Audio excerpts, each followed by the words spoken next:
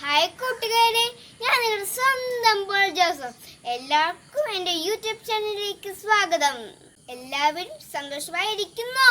ഏറ്റവും പ്രധാനപ്പെട്ട കൽപ്പനയാണ് ദൈവത്തെ മാത്രമേ ആരാധിക്കാവുള്ളൂ. മോശ സീനായി നിന്നും താഴേക്ക് ഇറങ്ങി വന്നപ്പോൾ കണ്ട കാഴ്ച എന്താണെന്നറിയാമോ? ഇസ്രായേൽക്കാർ കാളക്കുട്ടിയെ ആരാധിക്കുമായിരുന്നു. ആ കഥ നമുക്കൊന്ന് കണ്ടു നോക്കിയാലോ? മോശ സീനായ് മലയിൽ 40 ദിവസം താമസിച്ചെന്ന് പറഞ്ഞിരുന്നല്ലോ. മോശ വരാൻ താമസിക്കുന്നുവെന്ന് കണ്ടപ്പോൾ ജനം അഹ്റോനോട് പറഞ്ഞു, ഞങ്ങളെ നയിക്കാൻ വേഗം ദേവന്മാരെ ഉണ്ടാക്കി തരിക. ഞങ്ങളെ ഈജിപ്തിൽ നിന്നും കൊണ്ടുവന്ന മോശ എന്ന മനുഷ്യന് എന്ത് സംഭവിച്ചുവെന്ന് ഞങ്ങൾക്കറിയില്ല. അഹ്റോൻ അവരോട് പറഞ്ഞു, നിങ്ങളുടെ ഭാര്യമാരുടെയും മക്കളുടെയും കാതിലുള്ള സ്വർണ്ണ വളയങ്ങൾ ഊരി എൻ്റെ അടുക്കൽ കൊണ്ടുവരിക. അവർ അങ്ങനെ ചെയ്തു. അഹ്റോൻ സ്വർണം ഉരുക്കി അതുകൊണ്ടൊരു കാളക്കുട്ടിയെ ഉണ്ടാക്കി. അപ്പോൾ ജനം വിളിച്ചു പറഞ്ഞു, ഇസ്രായേലേ, ഇതാ ഈജിപ്തിൽ നിന്നും നിന്നെ കൊണ്ടുവന്ന ദേവന്മാർ. അപ്പോൾ അഹ്റോൻ കാളക്കുട്ടിയുടെ മുമ്പിൽ ഒരു ബലിപീഠം പണിതതിനു ശേഷം പറഞ്ഞു, നാളെ കർത്താവിൻ്റെ ഉത്സവ ദിനമാണെന്ന്. അവർ പിറ്റേന്നുണർന്ന് യാഗങ്ങൾ അർപ്പിച്ചു. ജനം ഭക്ഷണം കഴിച്ച ശേഷം വിനോദത്തിലേർപ്പെട്ടു. കർത്താവ് മോശയോട് അരുളി ചെയ്തു, നീ ഉടനെ താഴേക്ക് ചെല്ലുക. നീ ഈജിപ്തിൽ നിന്നും കൂട്ടിക്കൊണ്ടുവന്ന നിന്റെ ജനം തങ്ങളെ തന്നെ ദൂഷിപ്പിച്ചിരിക്കുന്നു. ഞാൻ നിർദ്ദേശിച്ച വഴിയിൽ നിന്ന് അവർ മാറിപ്പോയിരിക്കുന്നു. അവർ ഒരു കാളക്കുട്ടിയെ വാർത്തെടുത്ത് അതിനെ ആരാധിക്കുകയും അതിന് ബലിയർപ്പിക്കുകയും ചെയ്യുന്നു. ദൈവമായ കർത്താവിന് ദേഷ്യം വന്നു. അവരെ നശിപ്പിച്ച് കളയാൻ കർത്താവ് ആഗ്രഹിച്ചു. എന്നാൽ മോശ ദൈവമായ കർത്താവിനോട് കാരുണ്യം യാചിച്ചു. അവസാനം കർത്താവ് ശാന്തനായി. തൻ്റെ ജനത്തിനെതിരായുള്ള തീരുമാനത്തിൽ നിന്ന് അവിടുന്ന് പിന്മാറി.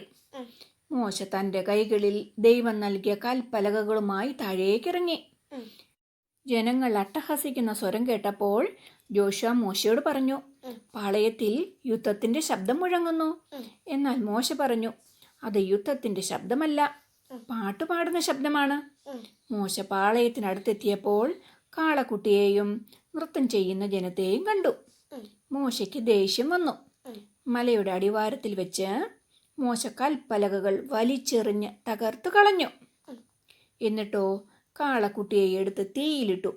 അതിടിച്ചു പൊടിച്ച് ആ പൊടി വെള്ളത്തിൽ കലക്കി ഇസ്രായേൽക്കാരെ കുടിപ്പിച്ചു.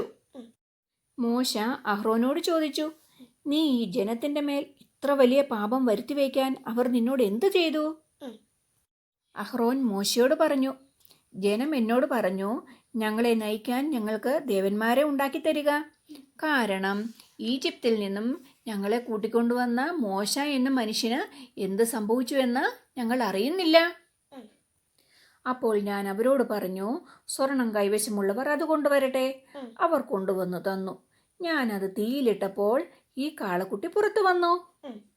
അപ്പോൾ മോശ പാളയത്തിന്റെ വാതിൽക്കൽ നിന്നുകൊണ്ട് പറഞ്ഞു, കർത്താവിന്റെ പക്ഷത്തുള്ളവർ എൻ്റെ അടുത്തേക്ക് വരട്ടെ. ലേവിയുടെ ഗോത്രത്തിൽപ്പെട്ടവരെല്ലാം മോശയുടെ അടുക്കൽ ചെന്നു. മോശ അവരോട് പറഞ്ഞു, ഇസ്രായേലിന്റെ ദൈവമായ കർത്താവ് ഇപ്രകാരം അരുളി ചെയ്യുന്നു, ഓരോരുത്തരും തൻ്റെ വാൾ ധരിക്കട്ടെ.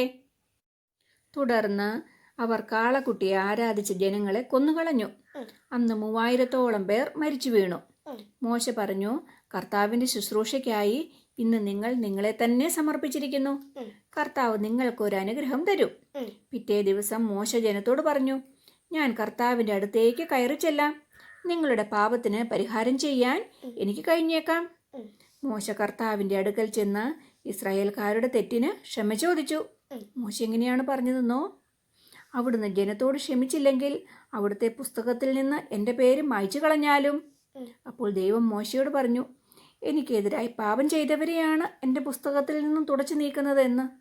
കാളക്കുട്ടിയെ നിർമ്മിക്കാൻ അഹ്റോനെ നിർബന്ധിച്ചവരുടെ മേൽ കർത്താവ് മഹാമാരി അയച്ചു. കർത്താവ് മോശയോട് പറഞ്ഞു, ആദ്യം കർത്താവ് കൊടുത്തതുപോലുള്ള 2 കൽപ്പലകകൾ ചെത്തിയെടുക്കാൻ. മോശ അപ്രകാരം ചെയ്തു.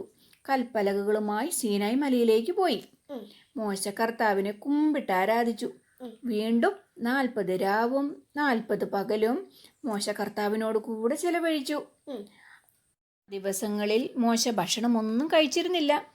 ഉടമ്പടിയുടെ വചനങ്ങളായ 10 പ്രമാണങ്ങൾ എഴുതിയ കൽപ്പലകകളുമായി മോശ സീനായ് മലയിൽ നിന്നും താഴേക്ക് വന്നു. ദൈവവുമായി സംസാരിച്ചിരുന്നതിനാൽ മോശയുടെ മുഖം തേജോമയമായിരുന്നു, പ്രകാശിച്ചിരുന്നു. കൂട്ടുകാരെ, ഇന്നത്തെ കഥ എല്ലാവർക്കും ഇഷ്ടപ്പെട്ടു കാണുമല്ലോ.